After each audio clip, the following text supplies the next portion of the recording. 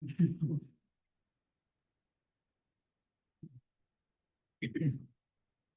morning. This is Knox County Commissioners Regular Session Meeting with July 8th, 2025. We have Kyle Webb with us from our Knox County IT Department for his monthly report. And Kyle, good seeing you. Thank you. Projects we've completed since the last report. The biggest one was the clerk of courts, their server migration. That's been hanging over our heads for months and months and months. So this is something discussed probably at least a year ago. So that is finally completed. So we're happy that is done and over with. We've installed a bunch of new computers in the county. We did auditor's office, the parks office. We installed one, in veteran services. They got new computers, so that took a decent chunk of time as well. Trevor and I attended the 2025 MS ISAC conference in Phoenix, Arizona. That's a cybersecurity conference, and it was really good. A lot of local, they call it SLTT, state, local, territory, and tribal governments all meet. And it's always nice because you can talk to other counties, cities, IT directors, CIOs, and to kind of discuss common challenges and funding and all of that. The biggest issue coming up with them is a lot of their funding was cut from the federal government. So they're trying to figure out how to move forward as an organization. They're right now it's free to be part of the MSI SAC, but now they're looking at a membership model where it's paid to try to make up the federal funding that they lost. So we'll see what it ends up being. There's two different models right now. There's a cheaper model that's right now, but that is dependent on a federal grant. If that doesn't get renewed, then it'll go up even more. So we're kind of keeping an eye on that to see if it's worth continuing our membership with them. Ongoing projects, computer replacements, county and the city ones are still ongoing, and they're still ordering more computers as needed. We've ordered the equipment to address some of the power outage issues that we had, some of the battery backup equipment. We have placed the order for that. We have purchased a cloud-based backup solution. So we're going to continue our current system of using backup tapes as our offsite and our like emergency failover backup system. But those are being kind of phased out by the manufacturers, mostly because they sell you the system one time and then they don't get recurring revenue streams. So they're trying to push everyone to cloud-based because they can charge you monthly. So for that reason, we've gone with we've tested it. It's very cost effective. It's very quick. So we're going to start implementing our cloud backup. We're going to do both until our tape system doesn't work anymore. At which point we'll just continue with the cloud, which is pretty much what everyone is doing at this point. But we've tested the download capabilities, restoration times, all of that is as good as the tape system. So we're pretty happy about it right now. So we have moved forward with that.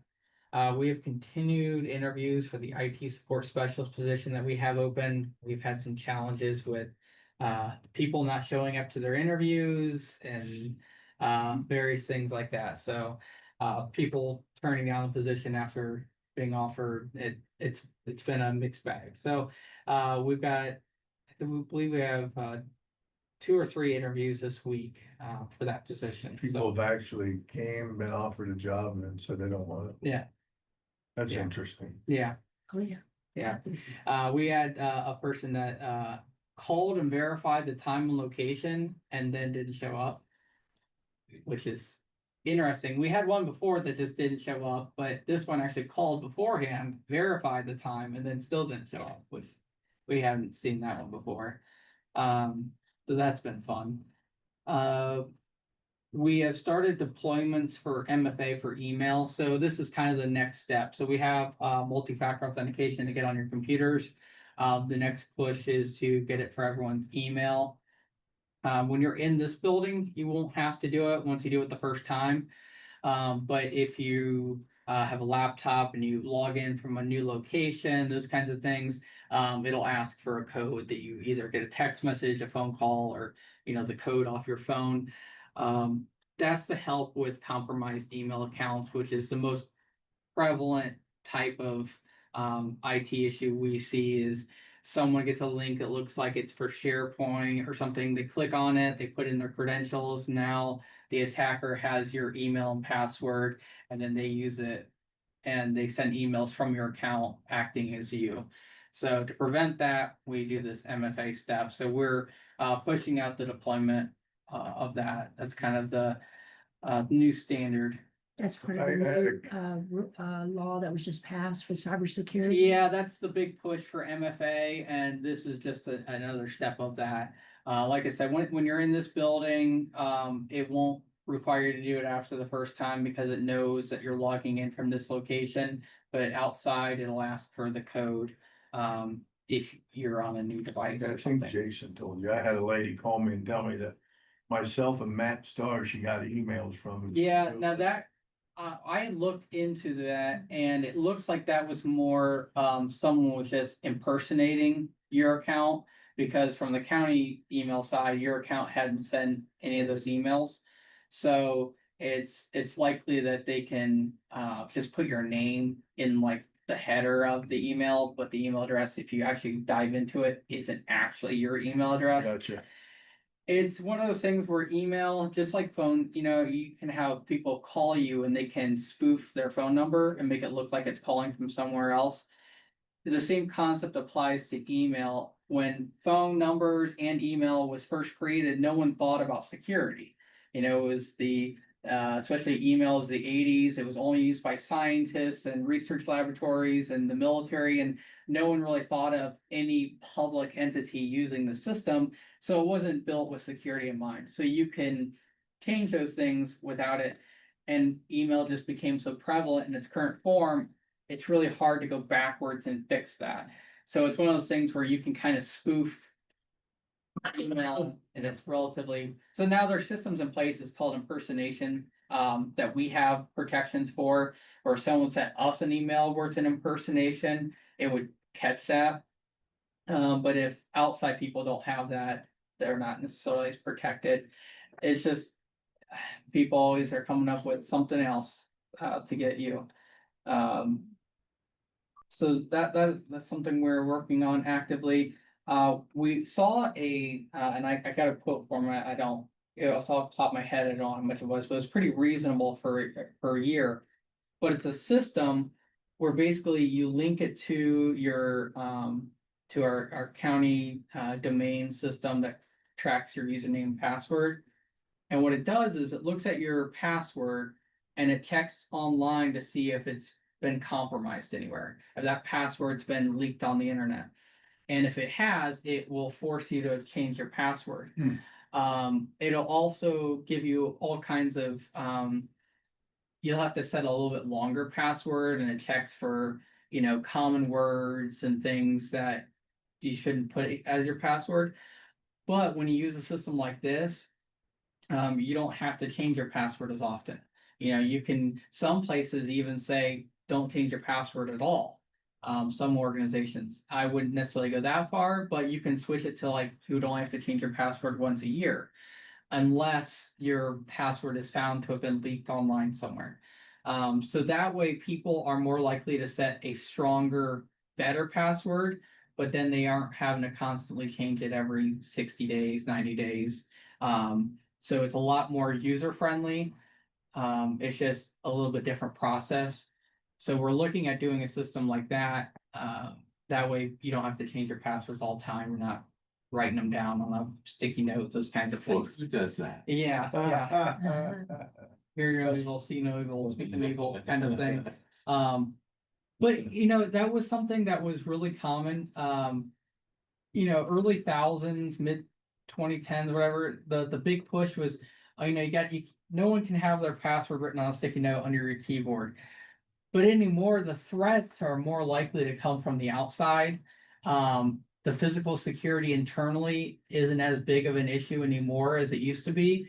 And so they're kind of saying that like, you'd almost rather someone have their password on a sticky note under their keyboard as opposed to an easy password that someone could figure out online, because that's where most of your attacks are coming from. They're coming from, other entities, other countries.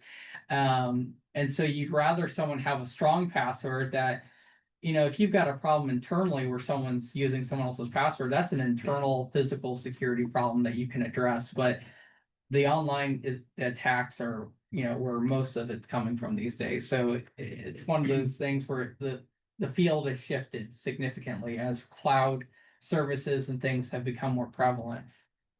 Other things we're working on, city phone system cleanup, we're still working through that. I have not heard anything from the city on the current agreement for renewal, the 26th. Again, we still have time, but I haven't heard anything yet on that.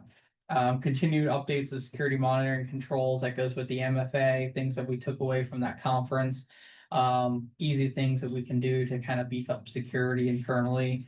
A lot of the focus was, you can secure your systems probably to 85% by just following the best practices of things that come with our systems, things that are built into Windows, things that are built into the different software we have.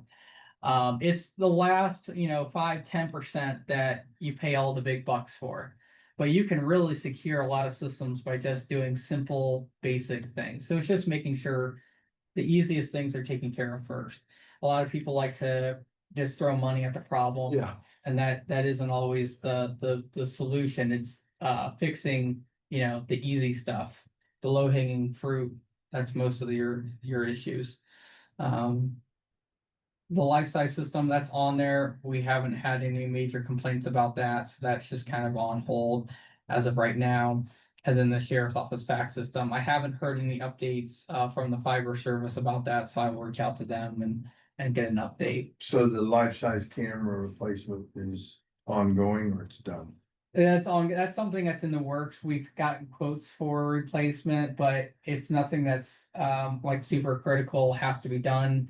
And we aren't currently experiencing any major issues with the current system, so it's kind of on hold as of right now. Yeah. The rest of the courts in the county, including the municipal court here, are also on that life-size system. And so they aren't in any particular hurry to update either. So we've just kind of. Yeah, I feel like once one of us does it, the rest will follow suit, but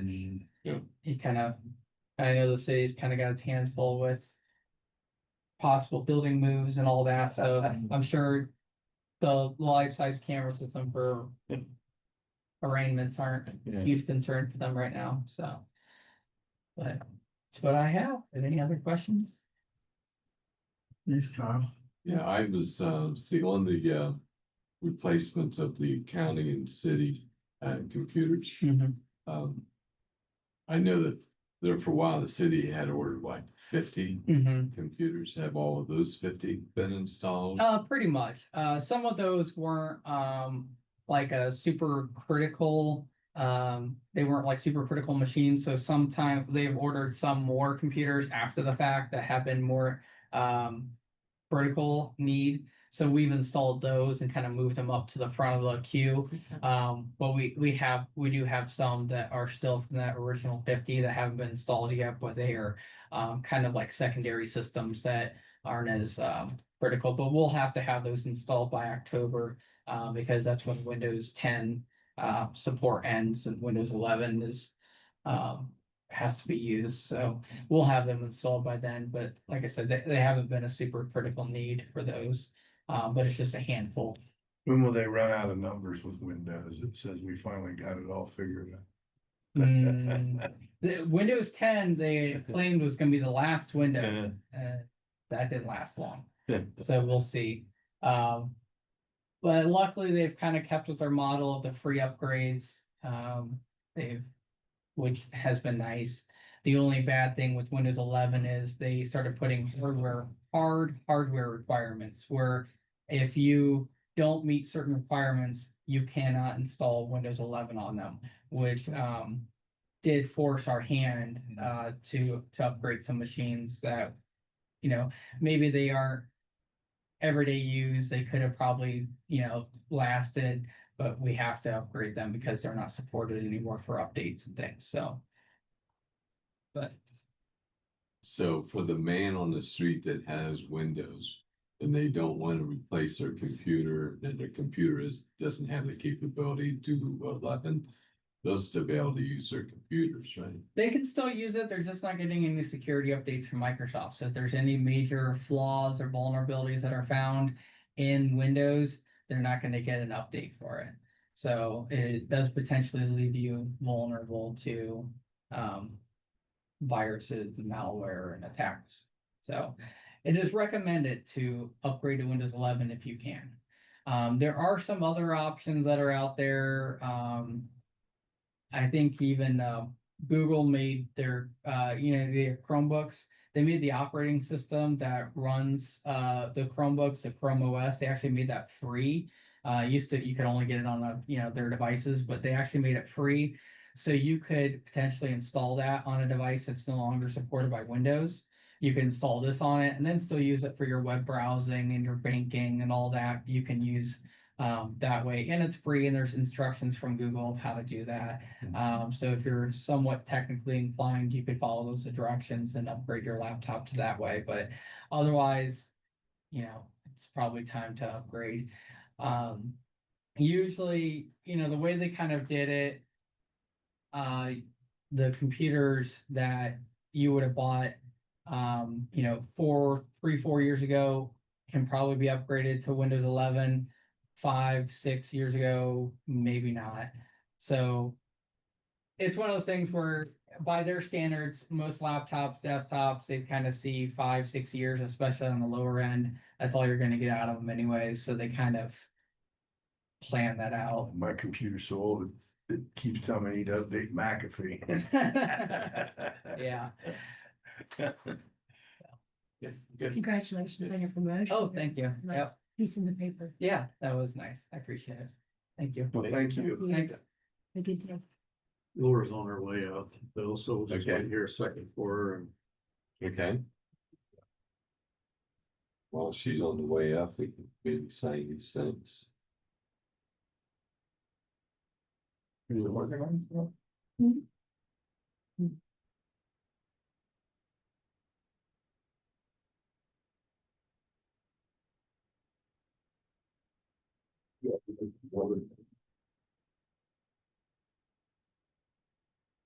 And Andrew, you say you're gonna be able to have Laura's thing. Yep. Okay.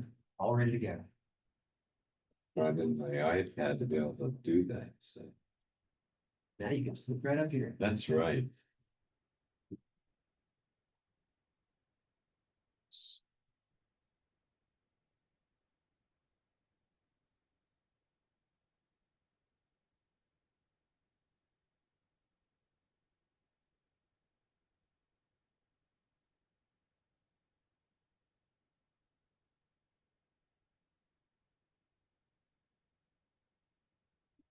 Yes, good morning, Laura.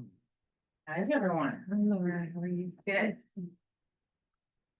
Hi, Laura. Okay, again.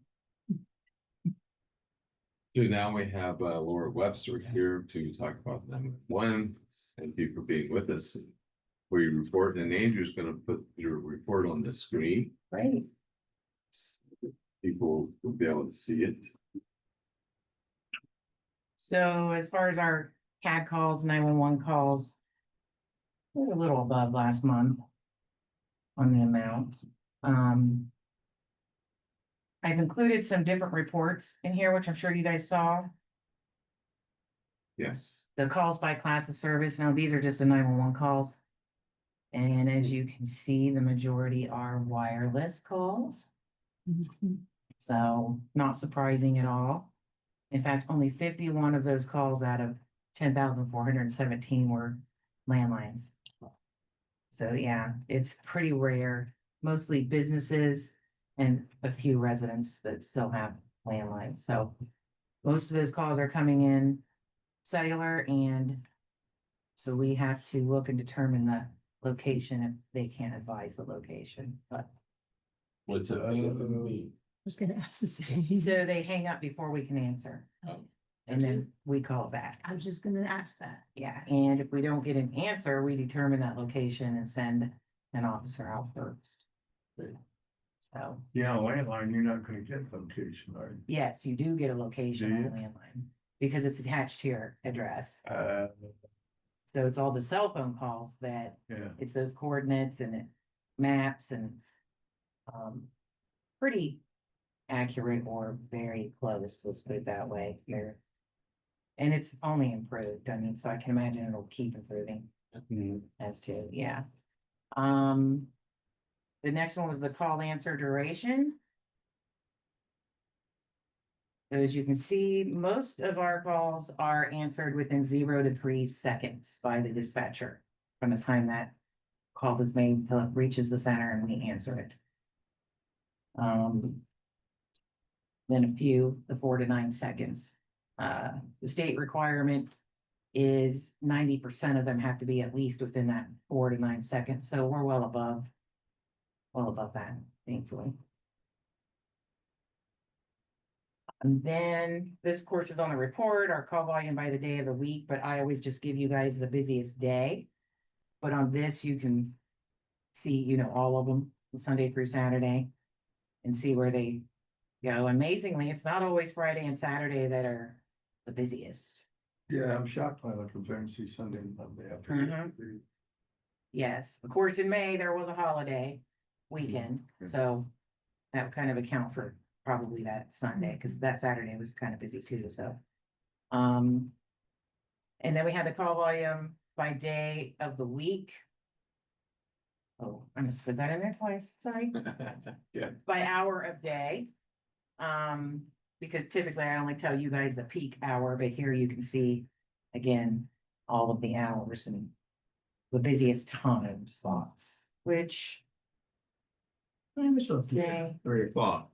Yeah, 3 o'clock on that one, but pretty steady from 11 or 12 on up to about 8 PM.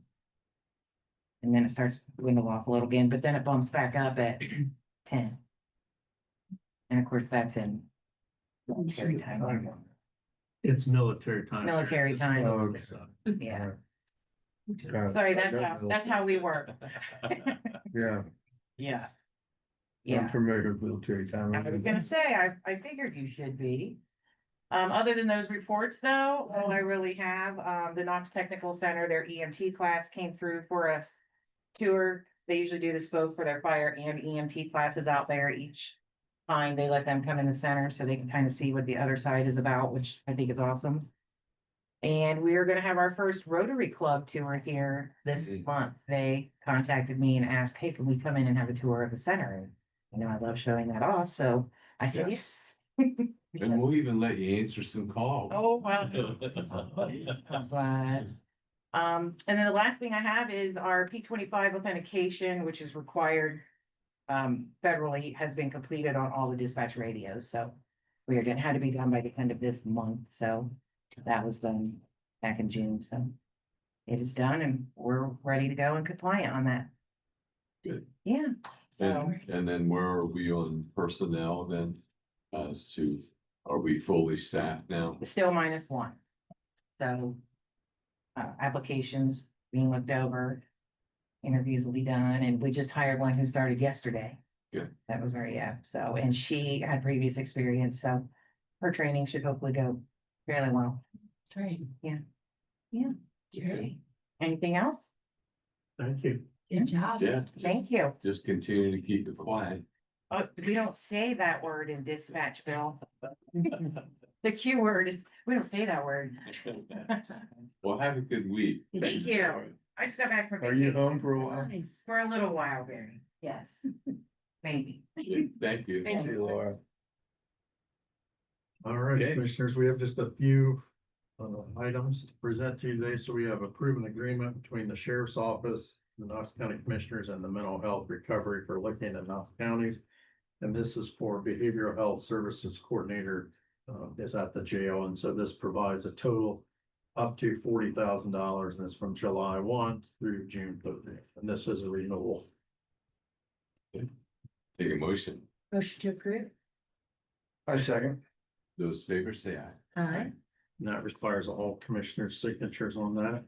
We have a utility permit for Irvin Cable Construction on behalf of Mercury Broadband, and this on Gilcrest Road in Monroe Township. Motion approved. Second. Those favors say aye. Aye. We have another utility permit for Knox Energy Co-op, Apple Valley Drive, and Hanover Township. Motion to approve. Second. Those favors say aye. Aye.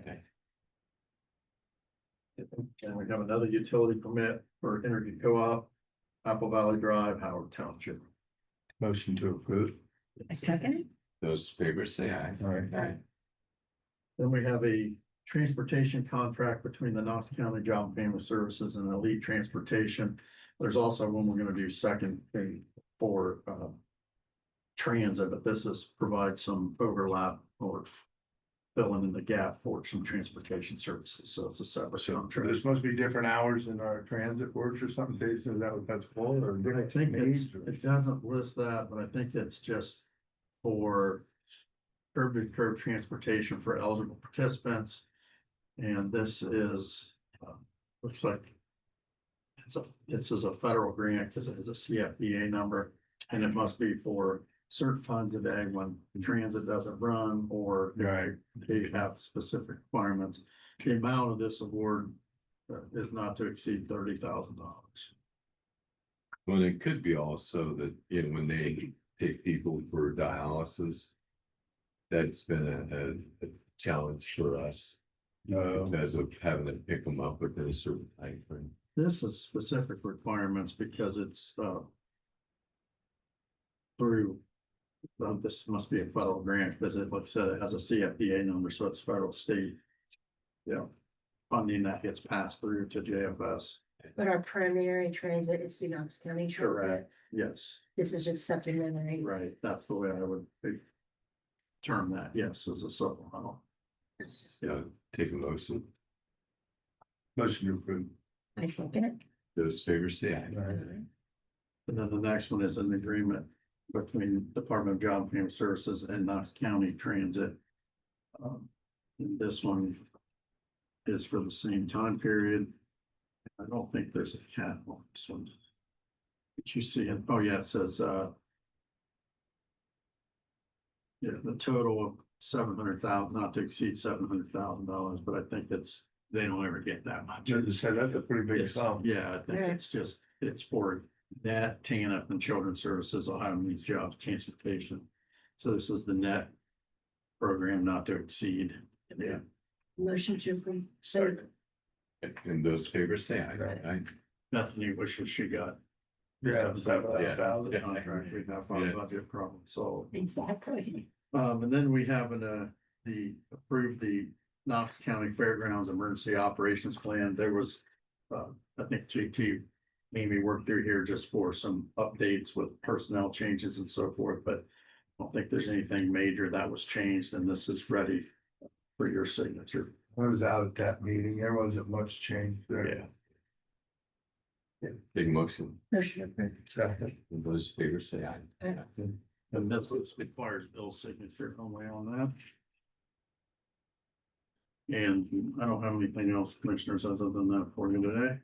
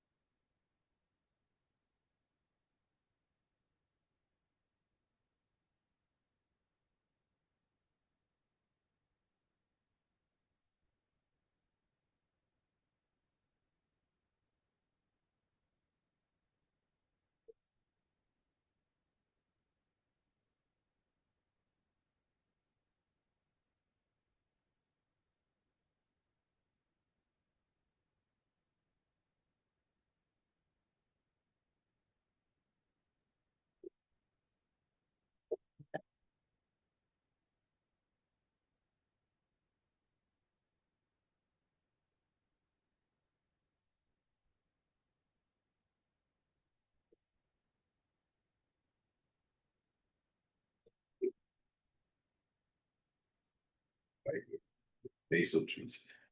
Jason, do you have anything? No, I have nothing else for. Mowing that lawn, gotcha. So basil drains. Drain, you have everything? No, thank you. Yeah, take a motion for adjournment.